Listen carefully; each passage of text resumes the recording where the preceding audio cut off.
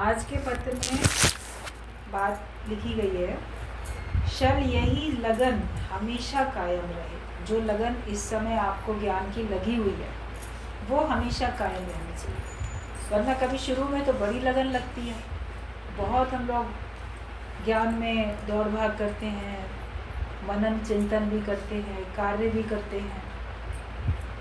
फिर कभी किसी कारण से आपके अंदर लगन कम हो जाती है, या तो अपने अंदर भरपूरता का अनुभव होने लगता है और लगता है कि अब हमको सब कुछ मिल ही गया, सब जान लिया, अब हमको बहुत दौड़ भाग करने की ज़रूरत ही नहीं है। लेकिन ये लगन अंत तक लगी रहे। गुरु भी अगर ऐसे ब्रह्मज्ञानी सोचते तो हम लोग के लिए कहाँ वो समय दे सकते थे कि ठीक है, हमने तो अपना उद्धार कर लिया, हमने तो अपनी मुक्ति कर ली, अब सहज स्वभाव कोई आएगा तो उसको सुना देंगे, या किसी की बहुत ज़्यादा आवश्यकता होगी तो वहाँ चले जाएंगे। लेकिन उतना तीव्र पुरुषार्थ अगर गुरु ना करे तो हम सबका कैसे उद्धार। तो ये हमें हमेशा अपनी लगन को देखना चाहिए, जिसमें अगन हमेशा बनी है। अगन मतलब कि तीव्र पुरुषार्थ, तत्परता, उसमें कमी नहीं है। जितनी है उससे दिनों दिन लगन हमारी बढ़ती जाए। सत्संग सुनने की और ज्ञान का कार्य करने की, ये हमारे अंदर में भावना हमेशा दिनों दिन बढ़ती चली जाए। अपने सत स्वरूप में टिकने का अभ्यास करें, लगन लगी रहे। और अभ्यास क्या करना है?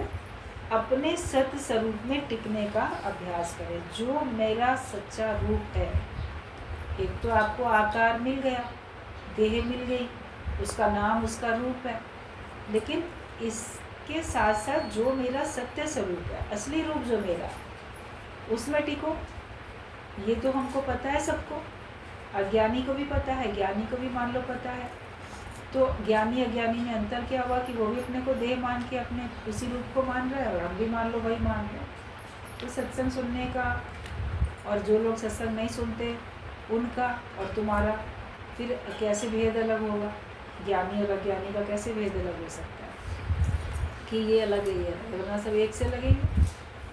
जैसी ज्ञानी की स्थिति वैसी अज्ञानी की, जैसी अज्ञानी की वैसे ज्ञानी की।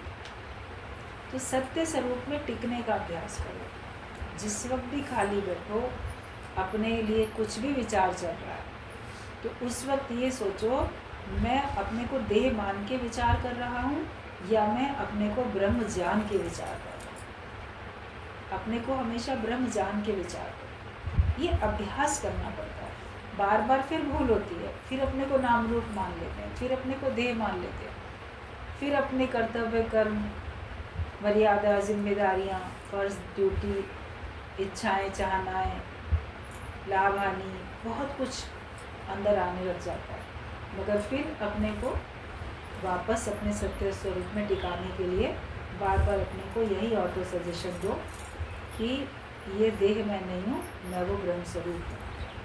तो अपने सत्य स्वरूप में टिकने का अभ्यास करें। अपने को छोटा, अभागा, कमज़ोर नहीं समझें। आप अपने को छोटा समझते हो, मैं तो बड़ा छोटा हूँ, फलाना तो बहुत बड़ा है, वो बहुत बड़ा आदमी है, हम तो बड़े छोटे आदमी।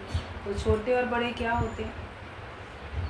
पद में आप कह देते हो वो ऑफिसर है, मैं चपरासी, मैं छोटा हूँ, ये बड़ा है। या पैसे में वो बहुत अमीर है, हम गरीब हैं, वो बड़े लोग हैं, हम छोटे लोग हैं। या कास्ट में सोच लेते हो, वो ब्राह्मण जाति बहुत ऊंची जाति है और हम तो शेड्यूल कास्ट हैं, तो हम छोटी कास्ट हैं। तो अपने को मान लेते हो ना। भगवान ही ने तो चारों वर्ण बनाए हैं और कर्म अनुसार बनाए हैं वर्ण। ब्राह्मण का कर्म कुछ और है, क्षत्रिय का कुछ और है, वैश्य का कुछ और है, शूद्र का कुछ और है। तो ये रचना तो भगवान ने की है। जो भगवान ने रचना की है तो उसमें छोटा बड़ा थोड़ी है, क्योंकि चारों वर्णों का एक दूसरे के बिना काम नहीं चलेगा। वो अपनी जगह इम्पॉर्टेंट है, वो अपनी जगह इम्पॉर्टेंट है। बाकी कर्म के हिसाब से आपकी जाति वर्ण है और वही आपका फिर धर्म बन जाता है। कर्म को आप पूरी ईमानदारी के साथ करो, वो आपका धर्म है। अपने धर्म पे आप रहो, लेकिन इसमें छोटा बड़ा कहीं नहीं होता कि वो छोटा है वो बड़ा है, ना कोई ऊंचा ना कोई नीचा, एक ही प्रभु ने एक से ही सबको सींचा, सबको एक बराबर ही सींचा। बगीचे में तरह तरह के पौधे हैं, तरह तरह के फूल के पौधे हैं, तो सबके रंग खुशबू अलग है, तो सब अपनी जगह इम्पोर्टेंट है। घास भी अपनी जगह इम्पोर्टेंट है और पेड़ पौधे भी, बहुत बड़े बड़े छायादार वृक्ष भी अपनी जगह इम्पोर्टेंट है, छोटे छोटे पौधे भी अपनी जगह इम्पोर्टेंट है। भगवान ने जो किया सोच समझ के किया, तो अपने को छोटा क्यों समझा? किस वजह से हम अपने को छोटा समझते हैं?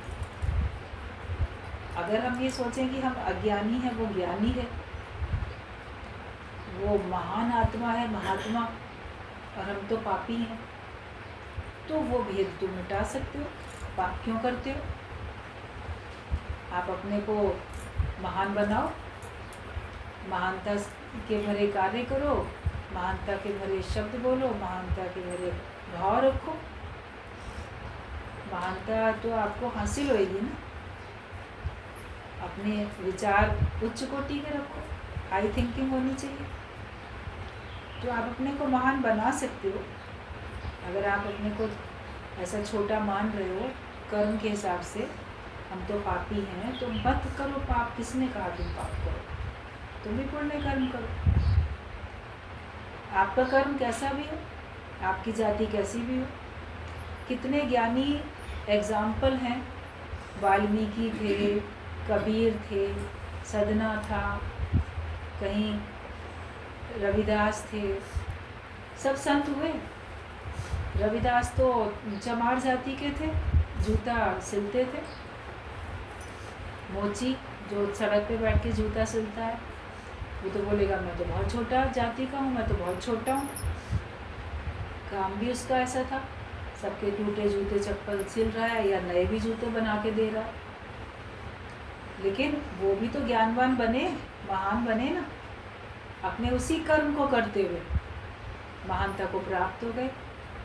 तो ज्ञानी तो कोई भी हो सकता है। मान लो वो सोच के बैठ जाए, भाई हम तो बड़े छोटे हैं, छोटी जाति के हैं। छोटी बड़ी जाति थोड़ी होती है, और काम भी कोई छोटा बड़ा नहीं होता है। जो काम आप ईमानदारी से करो, जिसमें आपको ईमानदारी और सच्चाई से आपको धन उपार्जन हो रहा है आपका और आपके परिवार के जीवन यापन के लिए, तो वो काम अच्छा ही है ना। काम कोई छोटे बड़े थोड़ी होते हैं। हम मान लेते हैं ये छोटा काम है, ये बड़ा काम है। तो वर्क इज वर्शिप है, कर्म तो पूजा है। कर्म छोटा बड़ा थोड़ी होता है, पूजा तो पूजा ही होती है। भगवत भाव से आप करो तो आपका कर्म पूजा है। सदना जो थे वो तो कसाई थे। सोचो, पशुओं को काट के उनका मांस बेचना, तो वो तो लगेगा कि ये तो कैसे ज्ञानी हो सकता है, मगर वो भी तो ब्रह्म ज्ञानी बने ना, अपना वही कर्म करते हुए। जब ईश्वर की तरफ से हुक्म बन जाता है तब वो कर्म छूट जाते हैं, वरना ज्ञानी अपने कर्म को, कर्तव्य कर्म को करता रहता है, लेकिन अपने विचार से अपने को ज्ञानवान बना के, अपने आचरण से अपने को महान बनाता चला जाता है। तो हर एक कोई अपने को महान बना सकता है। उसका घर परिवार कैसा भी हो, कहीं का भी रहने वाला हो, आदिवासी कोई जंगल में रहने वाला हो या कोई बहुत बड़े शहर में रहने वाला हो, पढ़ा लिखा हो कि ना पढ़ा लिखा हो, आप अपने को सच्चाई में रखो, ब्रह्म ज्ञान पक्का करो, अपने को ब्रह्माकार वृत्ति में रखो। सतगुरु तुझसे लगन मेरी लागी रहे, ब्रह्माकार वृत्ति मेरी जागती। हमारी ब्रह्माकार वृत्ति हमेशा जागृत रहनी चाहिए, वो ना सो जाए, मतलब कि भूल ना जाओ। आप हमेशा अपने सत्य स्वरूप में ही टिको। तो अपने को छोटा नहीं समझो, अपने को अभागा, मैं तो बड़ा अभागा हूँ। किस बात को में तुम अपने को अभागा कहते हो? मेरा भाग्य खराब है। होनी होती है, अनहोनी नहीं होती है। आप ज्ञानवान अगर हो, ज्ञान सुन रहे हो, तो ये बात समझ में आती है ना। व्यक्ति जहाँ जिसके संग जैसा होना होता है। अब इतने आतंकवादियों ने इतने लोगों को, आप सब ने न्यूज़ में देखा, उनका नाम पूछ पूछ के तुम हिंदू हो बस मारो, और कोई बात नहीं, बस चूँकि वो हिंदू है इसलिए हमको उसे जान से मार देना है, तो ऐसा किया। तो अब उसमें कोई अभागा बोले अपने आप को, जो लोग चले गए उनके घर वाले अपने को अभागा बोले, जो बच गए हम बड़े अभागे। उसमें एक की शादी 6 दिन पहले हुई थी, 16 अप्रैल को शादी हुई और 22 अप्रैल को उसका पति चला गया दुनिया से आतंकवादियों की गोली से। अभी 6 ही दिन पहले शादी हुई है। तो वो तो बोले मैं बहुत अभागी हूँ। उसको उसके ससुराल वाले भी अगर बोले कि एक ऐसी लड़की है, शादी होते के साथ ही इसका पति चला गया दुनिया से, 6 ही दिन में चला गया। किसी का 2 महीने हुए थे शादी को, किसी का कुछ, आप लोगों ने सबने न्यूज़ में देखा ही है। तो अपने को अभागा क्यों समझो? भगवान ने किसी ना किसी तरीके से आपको अगर बचाया है तो उसके पीछे कोई उद्देश्य है, और जिसको ले लिया ये भगवान की मर्जी है। बाकी और हमको ज्ञानवान अगर हम हैं तो हमें बहुत ज़्यादा अपना मन बुद्धि चलाने की ज़रूरत नहीं होती है। किसी को बहुत कुछ मिल रहा है तो बड़ा भाग्यशाली है, किसी का सब चला जा रहा है तो वो अभागा। ये हमने एक धारणा बना ली। लेकिन हमारा सब कुछ चला जाए तो भी हम भाग्यशाली हैं, क्योंकि हमारे पास मानव तन है, मानव जीवन है, और हमारे पास ब्रह्म ज्ञान है, हमारे पास सत्संग है, हमारे पास अभी भगवान ने समय दे रखा है, हम अभी भी बहुत कुछ कर सकते हैं।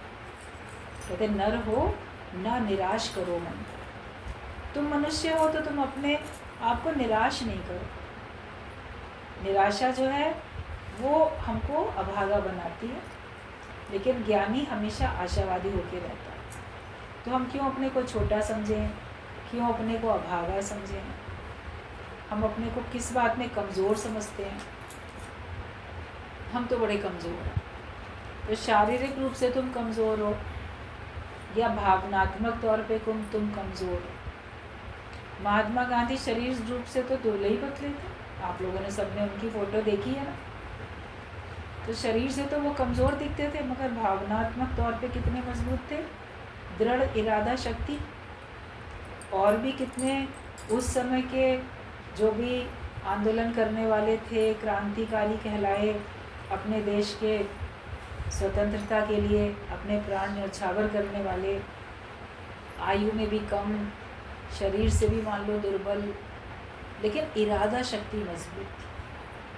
तो आपके अंदर इरादा शक्ति अगर मजबूत है, साहस आपके अंदर में, हिम्मत आपके अंदर में, कैसी भी परिस्थिति आएगी, दुख सुख जैसा भी आएगा, उसको सहन करने की शक्ति अगर आपके पास है तो तुम शक्तिशाली हो। सहन शक्ति सबसे बड़ी होती है।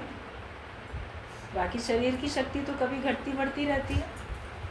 बचपन में बच्चे बहुत कमज़ोर होते हैं, असमर्थ होते हैं, डिपेंड होते हैं। जवानी में बहुत ताकतवर होते हैं, ओल्ड एज में फिर कमज़ोर होते हैं, फिर डिपेंड होते हैं दूसरे पे। तो शरीर में तो घटाबढ़ी हो रही है ना, कभी कैसे कभी कैसे। तो ज्ञानी अपने को कमज़ोर भी नहीं समझता है। किसी को किसी का सपोर्ट नहीं मिलता है ना, सहारा नहीं मिलता, तो अपने को कमज़ोर समझता है। हम तो दुनिया में अकेले हैं, हमारा साथ देने वाला कोई नहीं। हमने सबको साथ दिया, हमें कोई नहीं साथ देता। हम बहुत कमज़ोर पड़ गए, हमारा कोई है ही नहीं। ये विचार ही तो तुमको कमज़ोर बनाता है। लेकिन जिसका साथी है भगवान, उसका क्या करेगा आंधी और तूफान? साथी बना ले उनको, साथी बना लो भगवान। भगवान अगर तुम्हारे साथी हैं तो तुम कमज़ोर नहीं हो। और साथी उसी को बनाना, उसी को साथी बनाओ जो हमेशा साथ जा सके, जो हमेशा साथ रह सके। संत ने कहा मैं तो उसकी गुलामी करता हूँ जो हमेशा मेरे साथ रहता है। मैं राजा तुम्हारी नौकरी क्यों करूँ? वो भगवान मेरे अंग संग हमेशा रहता है, वो मेरी संभाल करता है, मुझे खिलाता है, खुद तो नहीं खाता, मुझे सुलाता है, मेरा पहरा देता है। नींद में भी आपकी रक्षा कौन करता है? वरना सोते सोते कोई आके तुम्हारा कुछ भी नुकसान करके जा सकता है। लेकिन भगवान तुम्हारी रक्षा कर रहे हैं, आज दिन तक बचा के रखा। जितने दिन तक आपको बचा के रखा उसका शुक्राना तो गाओ। जिसको जितने दिन तक बचा के रखा उसका शुक्राना गाओ। लेकिन अपने को कमज़ोर नहीं समझो, कभी भी अपने आप को कमज़ोर नहीं समझो। तो अपने को छोटा, अभागा, कमज़ोर नहीं समझो। जिसका धनी साईं भगवान है उसे किस बात की कमी है, मतलब जिसका मालिक भगवान है उसको कमी किस बात की। अभी कोई बहुत अमीर आदमी है, करोड़पति, अरबपति, खरबपति, कोई बहुत पैसे वाला आदमी, उसके घर में कोई नौकर भी अगर है तो उसको भी तो किसी चीज़ की कमी नहीं है। वो नौकर भी तो सारे सुख ले रहा है, उसको सारी सुख सुविधाएं मिल रही हैं। तो एक संसार की नौकरी करने में आपके पास कोई कमी नहीं रहती है अगर आपका मालिक समर्थ होता है।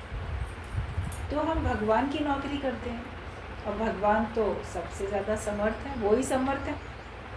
तो हम कमज़ोर कैसे हो सकते हैं? फिर हमें कमी किस बात की हो सकती है? उसे क्या कमी जो तेरा हो लिया, जो भगवान का बन गया, उसको कभी कोई कमी रह नहीं सकती है। आप संसार के बनते हो, संसार के बनना चाहते हो, संसार को अपना बनाना चाहते हो, लेकिन भगवान के बन जाओ। भगवान को अपना बना लो और भगवान के बन जाओ। फिर आप देखोगे आपके जीवन में कोई कमी नहीं, किसी प्रकार की भी कमी नहीं रहती है। आपकी प्रारब्ध धीरे धीरे बहुत अच्छी होती जाती है। पहले कमियां थी, गरीबी रही होगी, बीमारी रही होगी, मान सम्मान कम मिलता होगा, पद छोटा होगा, बहुत तरह की कमियां हो सकता है हों, लेकिन आप केवल भगवान के रास्ते पे आगे बढ़ते हो, अपनी आध्यात्मिक उन्नति करते हो, हमेशा आत्मिक भाव में रहते हो। तो आप देखोगे आपकी प्रारब्ध भी बड़ी अच्छी होती चली जाती है। सब वैसे भी यूज़ करेंगे और यूज़ करके यहीं छोड़ के जाएंगे। सभी लोग अपने साथ कोई धन संपत्ति लेके नहीं जाएगा। नाम किसी का भी हो, तुमको तो मिल रहा है ना, तुम तो इस्तेमाल कर रहे हो उसका। भगवान के शुक्राने में कि आपको भगवान ने दे रखा, आपको सारी सुविधाएं दे रखी। तो बोला कि जिसका मालिक भगवान है उसे फिर किस बात की कमी है। मिलने बिछड़ने का रोना भी कब तक रोते रहोगे? क्यों नहीं जल्दी से अपनी आत्मस्थिति में आ जाते हैं कि हम जहाँ भी हैं सदगुरु के साथ ही हैं, सदा बसत हम साथ। हम मिलते हैं, हम बिछड़ते हैं, हम अलग रहते हैं, हम दूर रहते हैं, हम जल्दी जल्दी आ नहीं पाते। गुरु के लिए भी कई बार ऐसी मिलन और जुदाई महसूस होती है। वो शहर में, हम इस शहर में। प्रेम है तो भले लगती है, लेकिन उसका भी हम कब तक रोना रोते रहेंगे? हम अपनी आत्मस्थिति में तो रहें, और लगन तो कहाँ बढ़ती जाए। लगन होगी तो आप जब चाहो जहाँ चाहो किसी के पास भी जा सकते हो, मिल के आ सकते हो। प्रेम तुमको लेके जाता है, बिना प्रेम के तो कोई एक कदम भी ना जाए किसी के पास भी। तो जहाँ प्रेम हो वहीं जाना भी चाहिए। बोला भी गया कि तुम्हारे आने से, तुमको देखने से अगर किसी के मन में प्रसन्नता हो, खुशी हो, तो उसके पास जाओ। लेकिन तुम्हारे जाने से कोई खुश ना होता हो, ठीक है आ गई तो अच्छी बात है, या मन ही मन सोचे क्यों आ गया ये यहाँ पे, हमारे पास क्यों आता है। मान लो ऐसा कोई सोचता हो मन में, ऊपर से ना भी कहता हो आपको, तो आपको फील हो जाए अगर कि आपके जाने से कोई खुश नहीं होता है, तो वहाँ जाने की तुम्हें क्या ज़रूरत पड़ी। तुम वहाँ चाहे कितना भी धन दौलत बरसती हो, बताया जाता वहाँ जाने की ज़रूरत नहीं है। सत्संग में आते हो, गुरु तुम्हारे आने से खुश होता है, तो आपको सत्संग में आने का मन करता है। प्रेम है तब तो, और आते हो तो आपका प्रेम बढ़ता है। भगवान इस बात से खुश होते हैं कि तुम भगवान की राह पे चल रहे हो। ये मेरा भक्त मेरी राह पे चल रहा है, ये मुझ तक आने का प्रयत्न कर रहा है। तो भगवान हमारी राह के जो कांटे हैं उनको दूर करते जाते हैं, जो भी विघ्न बाधाएं हैं भगवान उसको दूर करते जाते हैं। तो मिलने बिछड़ने का रोना भी कब तक रोते रहोगे? और फिर माया का मिलना बिछड़ना, माया के लोगों का मिलना बिछड़ना, उसका भी रोना कब तक रोते रहोगे? वो तो एक बात है, स्वाभाविक है। मिलन के साथ जुदाई भी है। सब रोज देख ही रहे हो, पल भर में कुछ का कुछ होता है। किसी की कोई गलती भी नहीं होती है तो भी ऐसे आतंकवादी गोलियों से भून के डाल देते हैं। कुछ का जिसका जैसे होना होता है। तो हम कब तक मिलने बिछड़ने का रोना रोते हैं? गुरु का कहना है हमेशा जितनी जल्दी हो सके, अगर तुम सत्संग में आ चुके हो तो अपनी आत्मिक स्थिति में आ जाओ, अपने सत्य स्वरूप में टिक जाओ और टिकने का ही अभ्यास करो। कुछ और अभ्यास करने की जरूरत नहीं है, ये केवल एक काम करना है।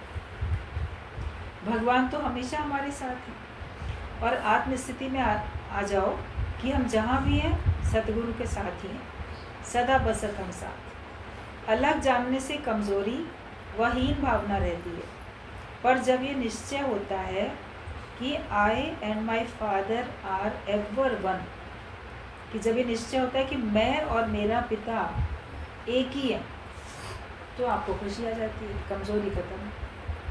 मैं और मेरा पिता एक है, जो मेरा पिता परमेश्वर है, परमात्मा, वो और मैं एक है। पहले तो बहुत भेद लगता है, अरे कहाँ भगवान, कहाँ हम साधारण इंसान हैं, हम जीव हैं, वो तो भगवान है, ब्रह्म है। ये भेद धीरे धीरे मिटता है, फिर लगता है नहीं, मैं आत्मा हूँ, वो परमात्मा, वो और मैं एक है। मगर फिर लगता है कि नहीं, क्वांटिटी में अंतर है, वो विशालता में है, हम हद में। वो सागर है पूरा और मैं सागर का एक लोटे में रखा हुआ पानी हूँ। जो काम सागर में हो सकता है वो लोटे के पानी में नहीं हो सकता, ये स्थिति बनती है। लेकिन फिर जब तत्व पे दृष्टि चली जाती है, आप अपनी 5 तत्वों की देह जो आवरण है उसको जब भुला बैठते हो तो आपको लगेगा कि वो और मैं एक ही तो है। पानी और पानी में तो कोई अंतर नहीं है, लोटे में रखा और चाहे सागर में रखा, पानी एक ही है। और लोटे वाले पानी से वो सब काम नहीं हो पा रहा जो समुद्र में हो रहा है, तो जो समुद्र में हो रहा है वो मैं ही तो कर रहा हूँ,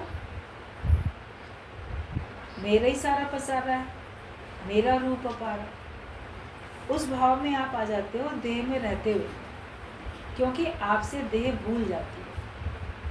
विदेह, देह में रहते हुए भी देह से अलग हो जाती है। राजा जनक ने अपनी ऐसी स्थिति बनाई, उसने फील किया कि अरे मेरा रूप इतना अपारा है, मैं इतना शुद्ध स्वरूप हूँ, मैं इतना महान हूँ।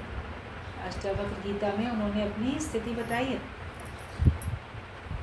मेरी मुझको ही नमस्कार है, मैं कितना आश्चर्य वाला हूँ। तो वो जो अपनी महिमा का गान कर रहा है राजा जनक, तो अपने शरीर की महिमा का गान थोड़ी कर रहा है, अपने को ब्रह्म फील कर रहा है। और ब्रह्म फील करके वो ब्रह्म और ये एक ही है, उसी का गुणगान हो रहा है। लेकिन बोलने में भी आ रहा है कि उस वो नहीं, मैं ही मैं। जहाँ तक जाती दृष्टि है, सर्व मम रूप, ये भी तो एक स्थिति है कि सर्व मम रूप है, मैं उसी का रूप हूँ लेकिन सर्व मम रूप है। तो फिर आपके अंदर में कभी भी अलगाव भी नहीं, कमजोरी भी नहीं, आपको हमेशा शक्ति आती है कि मैं और मेरा पिता परमात्मा एक ही है। तुझ में और मुझ में कोई दूसरा तत्व तो है ही नहीं, फिर आशिक होकर और पर तकलीफ उठाएं क्या जरूरत। जब तत्व में कोई अंतर नहीं है, फिर हम दूसरे के ऊपर आशिक होके तकलीफ क्यों उठाएं, क्यों परेशानी में आए। आप अपनी महिमा में स्थित रहो।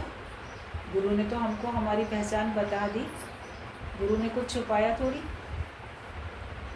कि नहीं मैं बहुत महान हूँ और तुम कम हो। उसने कहा जो तू है सो मैं हूँ, जो मैं हूँ सो तू है। आप उस भाव में पक्के अपने आप को खड़ा कर, उस स्थिति से डामाडोल नहीं हो जाओ, हटो नहीं वहाँ से।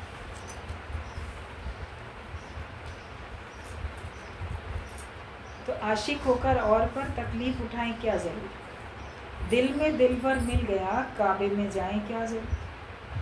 दुई से हम पाक हुआ तो गंगा नहाए क्या जरूर। द्वैत खत्म हो गया तो हम शुद्ध पवित्र हो गए। केवल गंगा स्नान करने से हमको शुद्धि पवित्रता थोड़ी आ जाएगी, जितनी भी आएगी उतनी देर के लिए आएगी, मन आपका खुश हो जाएगा।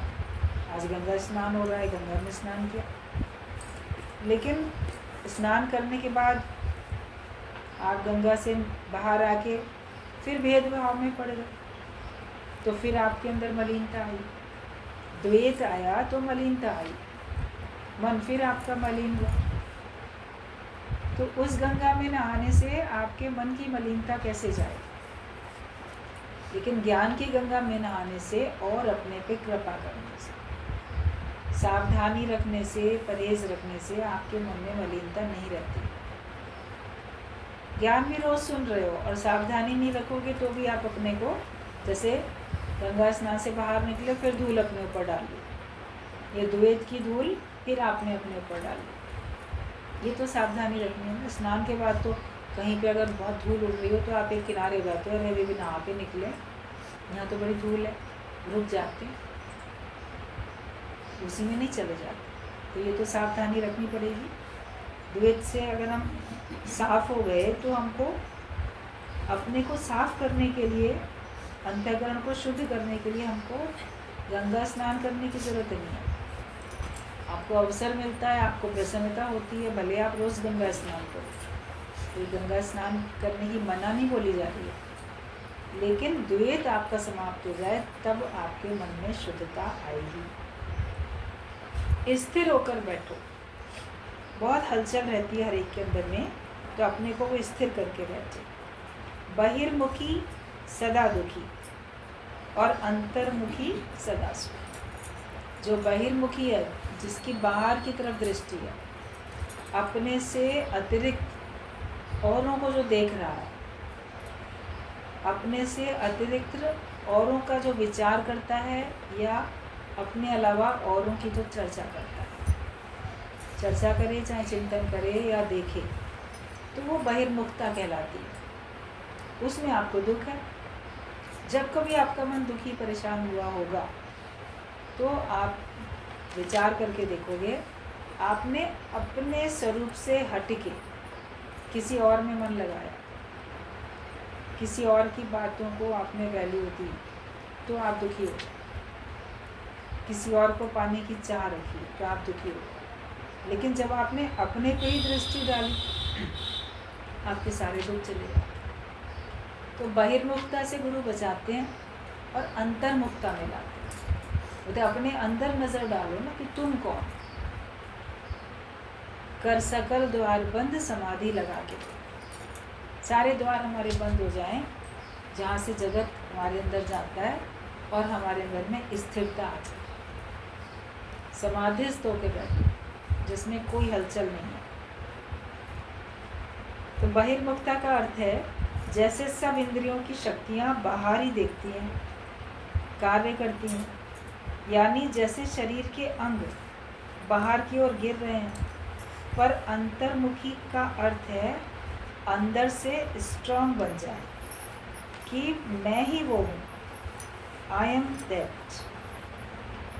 ये अंतर्मुखता है कि आप भीतर से मजबूत हो जाओ कि मैं ही वो हूँ, जिसको मैं अलग समझता हूँ भगवान, वो मैं ही हूँ, और जिसको मैं अपने से अलग समझता हूँ वो मैं ही हूँ।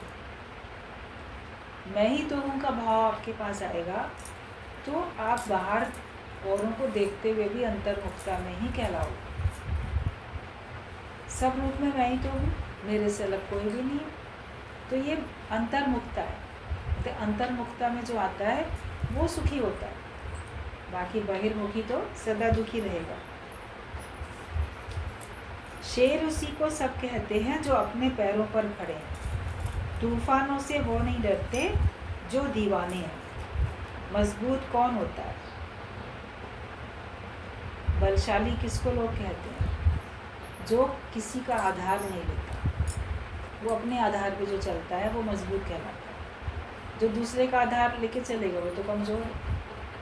आपके पैरों में शक्ति है, आप बिना किसी के सहारे चल रहे हो, लेकिन आपके अंदर शक्ति नहीं है, आपको कहीं किसी का सहारा लेना पड़ता है, किसी व्यक्ति का हाथ पकड़ के चलोगे, कोई स्टिक, कोई वॉकर, कुछ लेके चलोगे, तो फिर बोला जाएगा ना कि इसको कमज़ोरी है, बीमार है, ये भी कमज़ोर है, इसको सहारे की ज़रूरत है।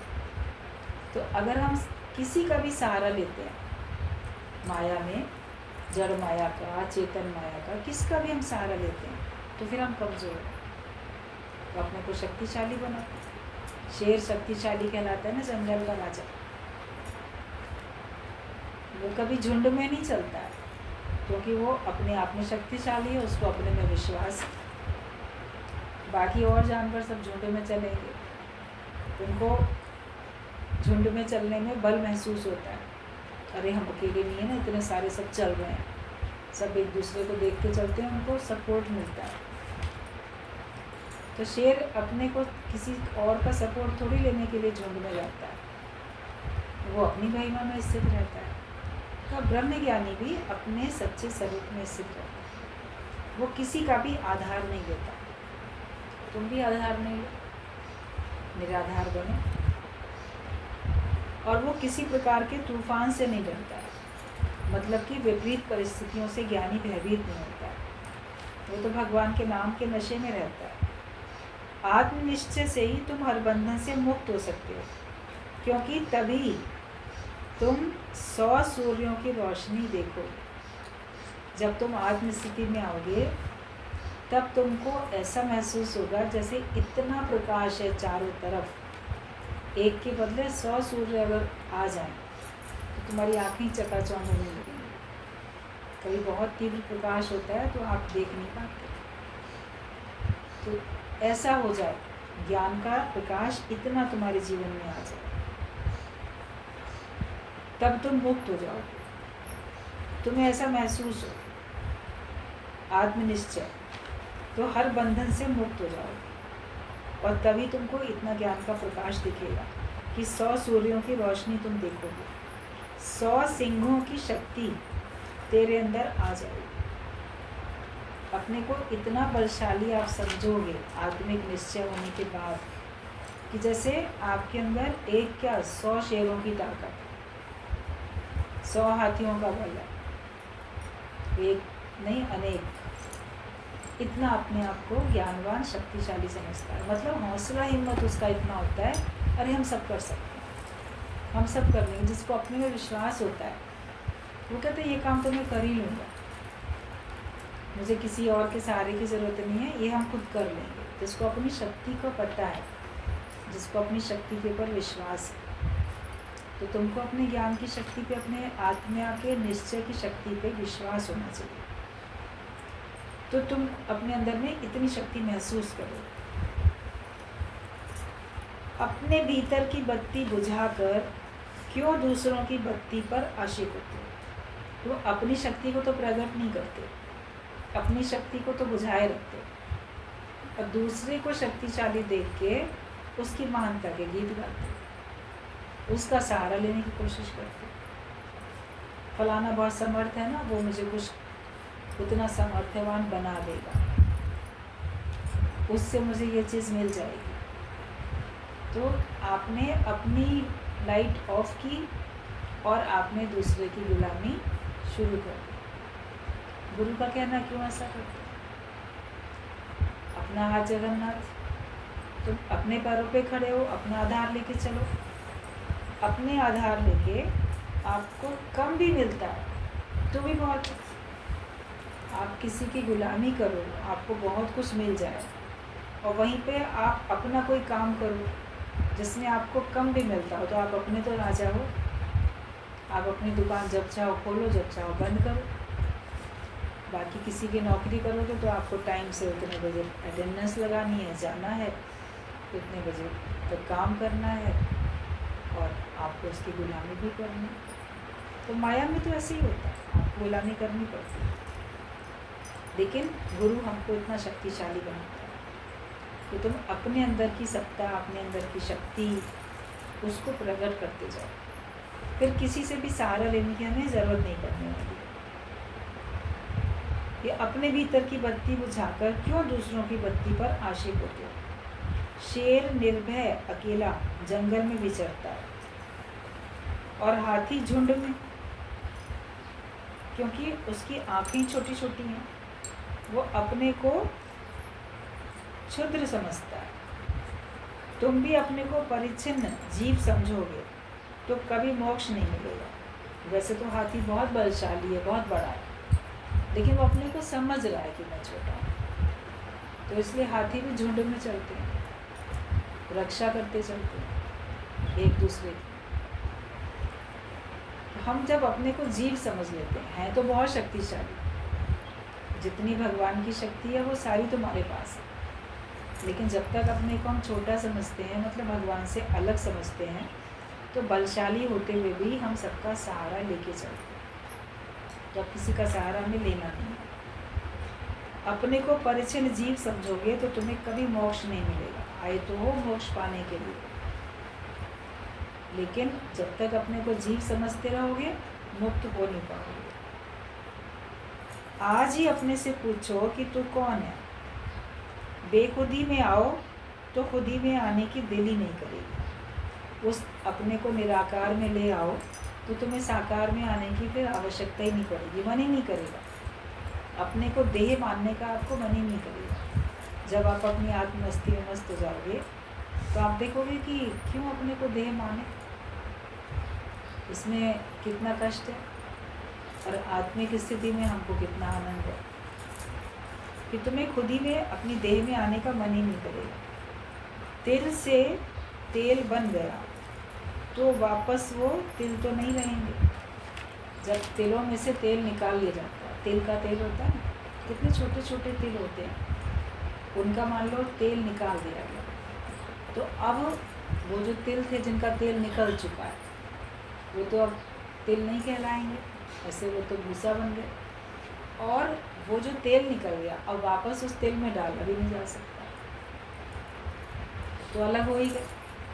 तो जब तुम इस तरह से अपने को देह से अलग कर दोगे, जैसे तिल में से तेल अलग हो गया, जब तुम ऐसा अपने को अलग करोगे तो वापस तुम देह में जा भी नहीं पाओगे और तुमको देह में जाने का मन भी नहीं करेगा।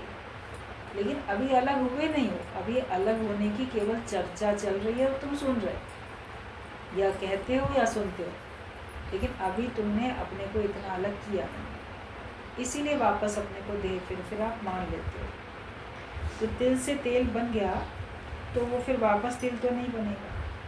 जो एक बार ब्रह्मनिष्ठी हुआ वो फिर कभी देह अध्यास में नहीं आएगा। जो भी एक बार अगर जब आत्मिक निश्चय उसका पक्का हो जाता है, ब्रह्मनिष्ठी हो जाता है, उसको ब्रह्म की निष्ठा हो जाती है, अपने को वो इतना पक्का कर लेता है, उसके बाद फिर कैसी भी परिस्थिति आए, उसके सामने कितनी परीक्षाएं आए, कितनी परिस्थिति आए, कितने लोभ प्रलोभन आकर्षण कितना भी कुछ आता है, वो फिर कभी वापस देह में आता ही नहीं है।